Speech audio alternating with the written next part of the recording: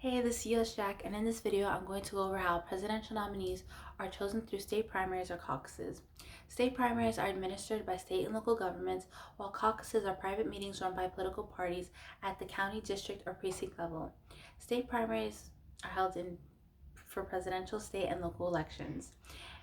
In caucuses, supporters from a political party split into groups and go with the candidate that they want. Undecided supporters form their own group. Then each group gives speeches promoting their candidate. This is so they can convince others to join their group. Then at the end, the number of supporters in each group determines how many delegates each candidate has won. Primaries and caucuses can be open, closed, or a combination of the two. In an open primary or caucus, people can vote for a candidate from any political party. An open primary gives a voter more democratic freedom to vote for any candidate. In a closed primary or caucus, only voters registered within that political party can vote.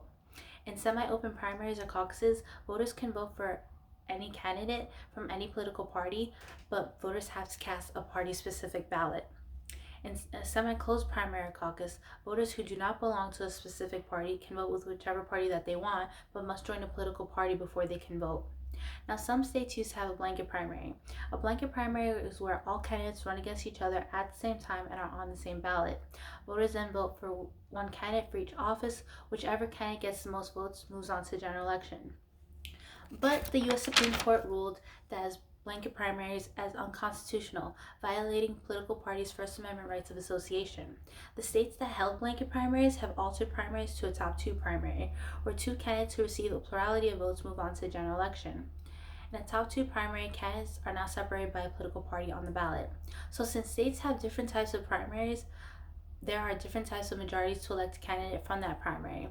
One of the majorities is a simple majority, where a candidate has to have more than half of the total number of votes, but most often no candidate receives a simple majority. If a candidate does not receive a simple majority, then the candidate with the most votes will have to receive a plurality of votes, aka a relative majority, which is less than a simple majority, but still has a larger percentage of the total number of votes than all the other candidates. Now, other primaries require that candidates receive more than a simple majority to win the election.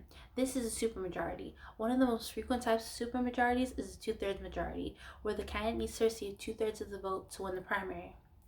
Now, delegates are people who represent the political interests of a group in their state and vote on their behalf. At the Democratic National Convention and the Republican National Convention, delegates are most likely to be political activists, local politicians, National Party committee members, and were early supporters of a certain candidate. Delegates support one particular candidate in their party, with the main goal of that candidate becoming the party's official candidate for the upcoming presidential election. State primaries and sometimes state caucuses choose a party's delegates.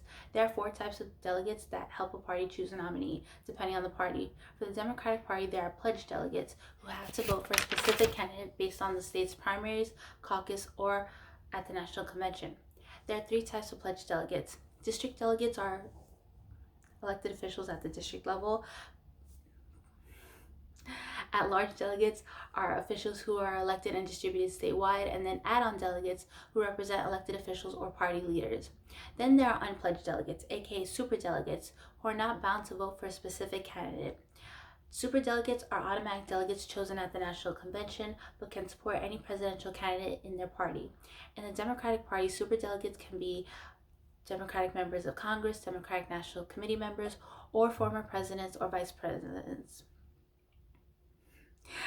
For a Democratic candidate to become the party's presidential nominee, they must win at least 2,375 of the 4,750 delegates. For the Republican Party, pledged delegates have to support a specific candidate based on the state's primaries or caucuses.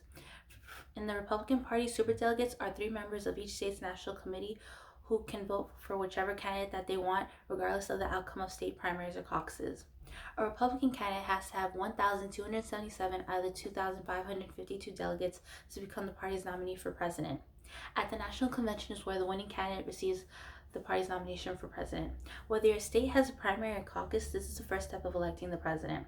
Listen to the candidates that are running and see what they stand for. Make sure you're registered to vote and make your voice heard and vote. U.S.JAC signing out.